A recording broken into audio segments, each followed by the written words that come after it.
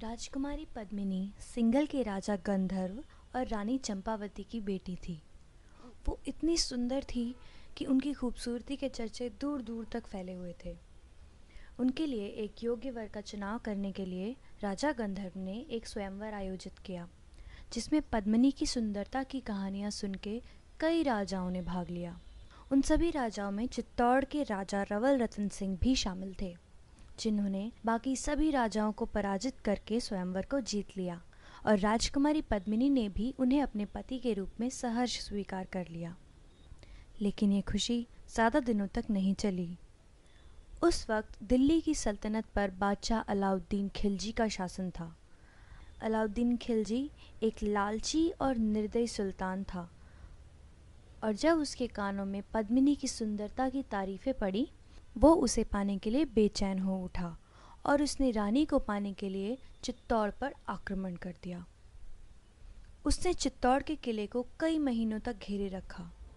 सुल्तान की सेना चित्तौड़ की सेना से गिनती, युद्ध कौशल और हथियारबंदी हर चीज़ में कई गुना आगे थी। लेकिन चित्तौड़ के किले की रचना इतनी कुशलता से की गई थी कि गिनती में कम होने के बावजूद चित्तौड़ के वीर सैनिकों को सुल्तान की सेना हरा नहीं पाई और किले के 7 दरवाज़ों में से एक भी दरवाज़ा नहीं तोड़ पाई। अब ऐसे में सुल्तान ने छल से काम लेने की सोची। उसने राजा रतन सिंह को ये संदेशा भिजवाया कि हमने रानी पद्मिनी की सुंदरता के बारे में बहुत सुना है। आप बस हमें एक बार उनकी एक झलक देखने दीजिए और हम किले से हट जाएंगे। राजा रानी पहले तो ये प्रस्ताव सुनकर अत्यंत क्रोधित हुए, क्योंकि किसी भी पर पुरुष के सामने एक विवाहित स्त्री का प्रत्यक्ष होना राजपूत मर्यादा के विरुद्ध था। लेकिन इतनी छोटी सी बात के लिए वो चित्तौड़ के वीर सैनिकों का खून भी नहीं बहाना चाहते थे।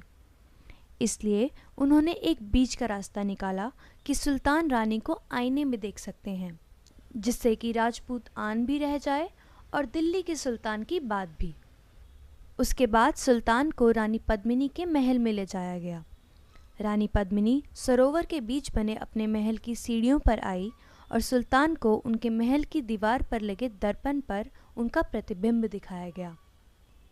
इतनी दूर से भी रानी का रूप देखकर सुल्तान अलाउद्दीन के नापाक इरादे और भी मजबूत हो गए।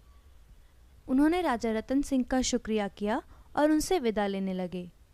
राजा को बातों में लगाकर सुल्तान उनसे किले के 7 द्वार पार करवा लाए, और जैसे ही वे आखिरी द्वार पर पहुंचे, जाल बिछाए तैयार सुल्तान के सैनिकों ने रतन सिंह को बंदी बना लिया और उन्हें दुर्ग के बाहर एक शिविर में कैद कर लिया।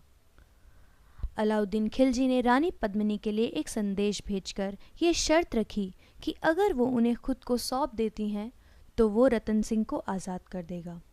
अपने पति को छुड़ाने के लिए रानी पद्मिनी ने ये शर्त स्वीकार कर ली, लेकिन ये शर्त रखी कि उनके साथ उनकी 700 दासियां भी उनकी देखभाल करने के लिए आएंगी, और इसके अलावा वे अपने पति से एक अंतिम बार एकांत में मिलना चाहती हैं।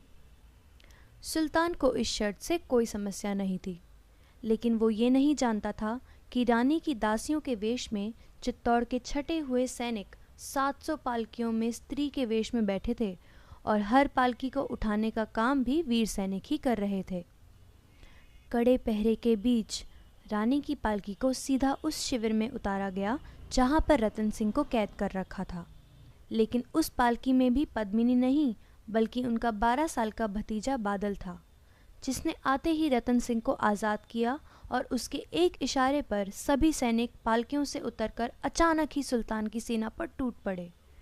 इस बात से अनजान सुल्तान की भारी सेना को भी संभलने में वक्त लगा, और राजा रतन सिंह को सुरक्षित किले में वापस पहुंचा देने के लिए इतना समय ही काफ़ी था। उस दिन के बाद कई दिनों तक सुल्तान और चित्तौड़ के सैनिकों में युद्ध चलता रहा, लेकिन धीरे धीरे चित्तौड़ के वीर सैनिक वीर गति को प्राप्त होने लगे और चित्तौड़ का किला कमज़ोर पड़ने लगा। जब रानी को ये प्रत्यक्ष दिखने लगा कि चित्तौड़ की हार निश्चित है, उन्होंने सुल्तान के हाथ पड़ने की बजाय आग में जल जाना बेहतर समझा। किले की सभी महिलाओं ने भी उनके इस निर्णय का समर्थन किया। राजपूतों में इस प्रथा को जौहर का नाम दिया जाता था। एक तरफ जहां सुल्तान किले के द्वार पे द्वार भेद रहे थे, तो वहीं इस तरफ किले के अंदर एक विशाल चिता का निर्माण किया गया। रानी पद्मिनी के साथ 16,000 राजपूत महिलाओं ने अपने संबंधियों से अंतिम विदा ली और उस जलती चिता में आहुति की तरह समा गई। और थोड़ी ही देर में वो सौंदर्य, जिसके ऊपर पूरे साम्राज्य को गर्व था, आग की लपटों में स्वाहा होकर कीर्ति कुंदन बन गया।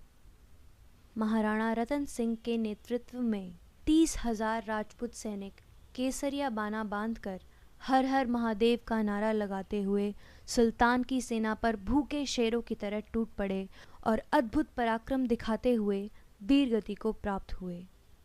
खून से रंगारंग सुल्तान ने जब किले में प्रवेश किया तो भीतर उसे कोई भी नहीं मिला। रानी पद्मिनी के जौहर की जीत हुई और ये जौहर इस बात का प्रतीक था कि भारत की स्त्रियों के लिए उनका सम्मान, उनका स्वाभिमान सर्वोपरि है।